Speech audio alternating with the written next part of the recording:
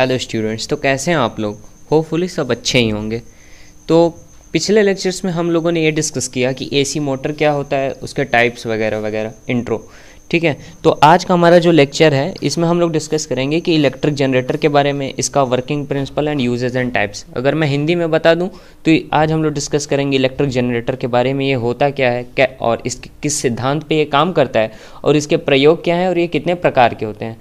अब कई सारे स्टूडेंट्स कमेंट कर रहे थे कि सर आप हिंदी में बताइए, हिंदी में बताइए। तो मैं हिंदी में तो बता ही रहा हूँ, बस लिखवा मैं इंग्लिश में रहा हूँ। और आप अपने दिमाग में बैठा लो, ये एक कड़वी सच्चाई है कि आपको इंग्लिश सीखना ही पड़ेगा। आज नहीं तो कल आपको इंग्लिश सीखना ही पड़ेगा। और बीटीयूपी बोर्ड में अगर सेमेस्टर्स में अच्छे नंबर उठाने हैं तो आपको इंग्लिश थोड़ी बहुत तो आनी ही चाहिए। ठीक है, अगर आप लोग यहाँ से हल्की, मैं हिंदी में बता देता हूँ, समझ लो, बाकी इंग्लिश में लिखो, प्रैक्टिस करो। अभी से सीखोगे तो सेमेस्टर के अंत तक आपको अच्छे से क्लियर हो जाएगा। ठीक है, तो आज का हम लोग लेक्चर शुरू करते हैं। Electric generator. तो इलेक्ट्रिक जनरेटर क्या होता है पहले ये देख लेते हैं। व्हाट इज, एक second, electric generator. Electric generator, तो भाई हम लोगों ने मोटर के बारे में डिस्कस किया। मोटर एक ऐसा मशीन होता है जो कि इलेक्ट्रिकल एनर्जी को कन्वर्ट करता है मैकेनिकल एनर्जी में। और ये जो हमारा जनरेटर होता है ये एक ऐसा मशीन होता है जो कि हमारा मैकेनिकल एनर्जी को किस में कन्वर्ट करता है, इलेक्ट्रिकल एनर्जी में। ठीक है, ये एक ऐसा मशीन होता है जो कि हमारा मैकेनिकल पावर को किस में कन्वर्ट करता है, किस में कन्वर्ट करता है, इलेक्ट्रिकल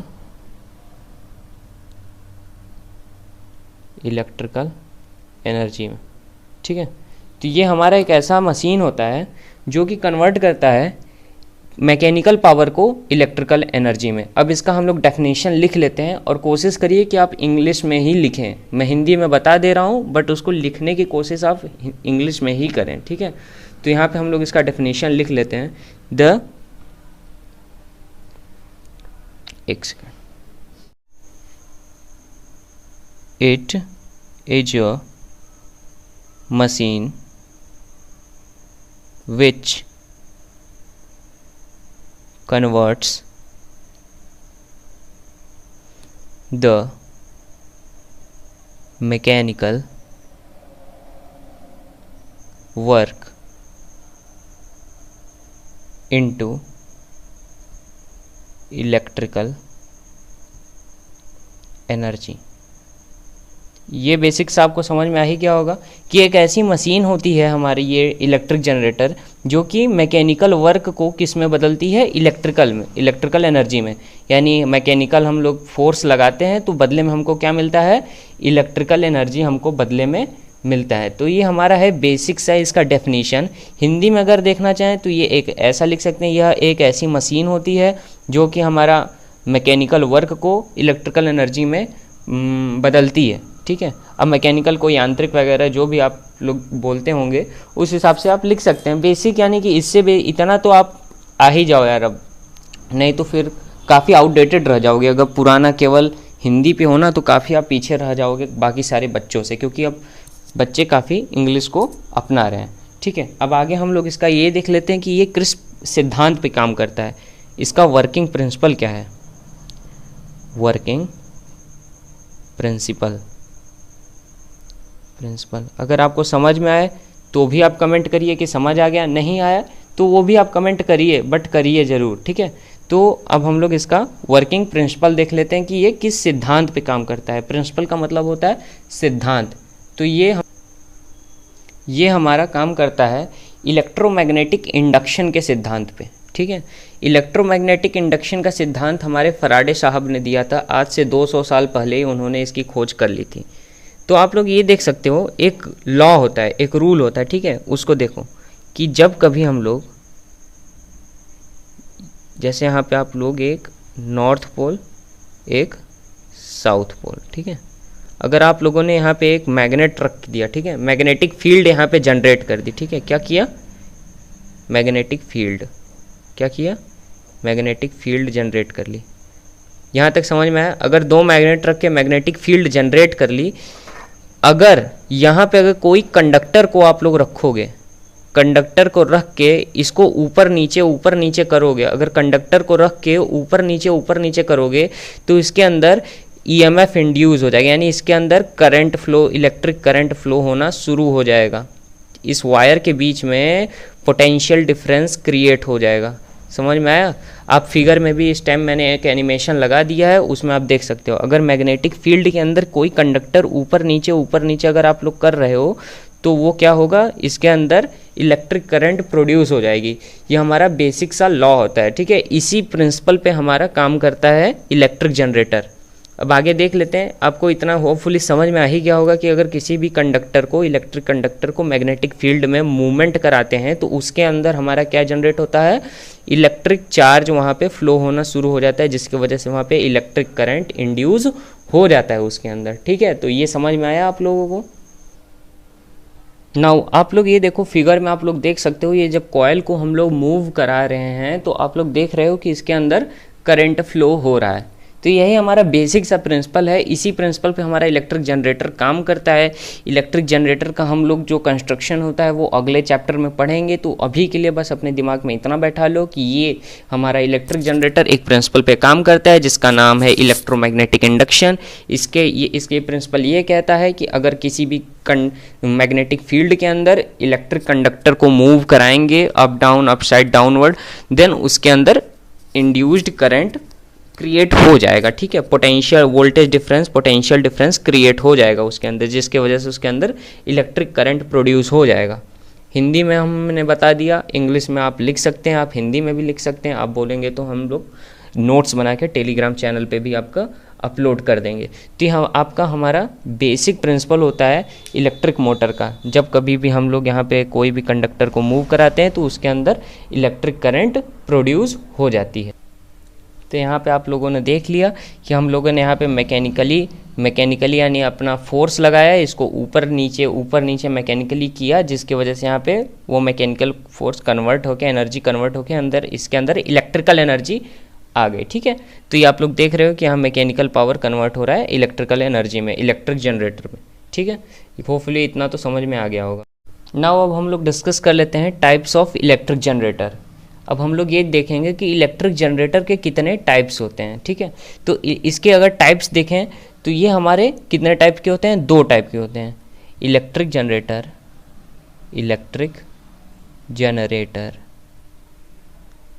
आर ऑफ 2 टाइप्स। कितने टाइप्स के होते हैं बच्चों? ये 2 प्रकार के होते हैं। पहला है और ये दूसरा। पहला हमारा क्या होगा, एसी जनरेटर। क्या होगा? AC generator. और दूसरा होगा डीसी जनरेटर।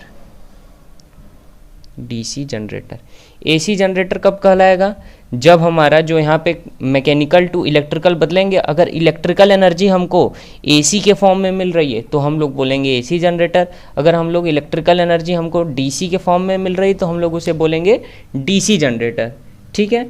तो हमारा डीसी जनरेटर भी कितने टाइप्स के होते हैं? 3 टाइप्स के होते हैं। कितने टाइप्स के होते हैं? 3 टाइप्स से होते हैं। Series, compound and shunt generator, compound generator, series generator, ठीक है। एसी जनरेटर और डीसी जनरेटर हमारे 2 टाइप होते हैं इलेक्ट्रिक जनरेटर के। डीसी जनरेटर के 2 टाइप्स होते हैं, series generator, compound wound generator, shunt generator, ठीक है। तो ये हमारा आप लोगों ने देख ही लिया होगा कि कितने टाइप्स होते हैं। हमारा वर्किंग प्रिंसिपल आप लोग देख ही रहे हो क्या होता है, और हमारा इलेक्ट्रिक जनरेटर किस प्रिंसिपल पे काम करता है वो भी देख रहे हो। अब अगला हम लोग ये टॉपिक डिस्कस कर लेते हैं कि इसके यूजेस क्या हैं, हमारा इलेक्ट्रिक जनरेटर के क्या क्या यूजेस हैं, ठीक है ना। वो हम लोग देख लेते हैं यूजेस ऑफ इलेक्ट्रिक जनरेटर। तो इसके हमारे कई सारे यूजेस होते हैं। एक सेकेंड, इलेक्ट्रिक जनरेटर के कई सारे यूजेस होते हैं, ठीक है। अब यहाँ पे हम लोग सारे तो डिस्कस नहीं करेंगे, बट हाँ फ्यू पॉइंट्स हम लोग डिस्कस कर लेंगे जिसके यूज़ से हमको, जिसके मदद से हमको नंबर मिल जाए काम वर्क का क्या फुल मार्क्स आपको मिलेगा, ठीक है। तो हम लोग पहला पॉइंट डिस्कस करते हैं। पहला पॉइंट क्या है भाई, कि ये हमारा आस पास के घरेलू कामों में सबसे ज़्यादा यूज़फुल होता है। आप लोग भी देखे होंगे, शादी हुआ किसी का, कुछ भी हुआ, प्रोग्राम हुआ, आपका ये सबसे ज़्यादा यूज़ क्या होता है, सबसे पहले डिमांड होती है भाई जनरेटर कहाँ है, क्योंकि ये जनरेटर हमारा अल्टरनेटिंग एक वो होता है जिसके इलेक्ट्रिक जनरेटर के बहुत सारे यूजेस होते हैं, आप लोग डेली लाइफ में भी देखते होंगे। सबसे बड़ा यूज़ तो इसका यही हुआ कि कहीं भी पावर कट हो गया तो ये उस इमरजेंसी के टाइम हमारा इलेक्ट्रिसिटी एट वंस हमारा जनरेट करके देता है। आपके यहाँ भी शादी अगर पड़ता होगा, कोई भी प्रोग्राम हो, तो आप लोग देखते होंगे अगर लाइट नहीं है तो भाई जनरेटर का यूज़ ज़रूर किया जाता है, क्योंकि हम लोग को इलेक्ट्रिसिटी प्रोवाइड करता है। अब अगर मेन सप्लाई नहीं भी आ रही है तो भी, तो ये इसका यही हुआ कि पावर कट के दौरान भी हम लोग इसको यूज़ कर सकते हैं। अब दूसरा हमारा इसका यूज़ ये है कि भाई ये हमारा ट्रेन्स में और फिर ऑटोमोबाइल्स में, ट्रेन हो गया, ऑटोमोबाइल्स मतलब कार वगैरह हो गए, यहाँ भी बहुत ज़्यादा यूज़ किया जाता है। Used in trains, automobiles and etcetera places, क्योंकि ट्रेन्स के अंदर भी आपके इलेक्ट्रिक जनरेटर्स लगे हुए होते हैं। आपका थर्ड पॉइंट हो गया ड्यूरिंग माइनिंग,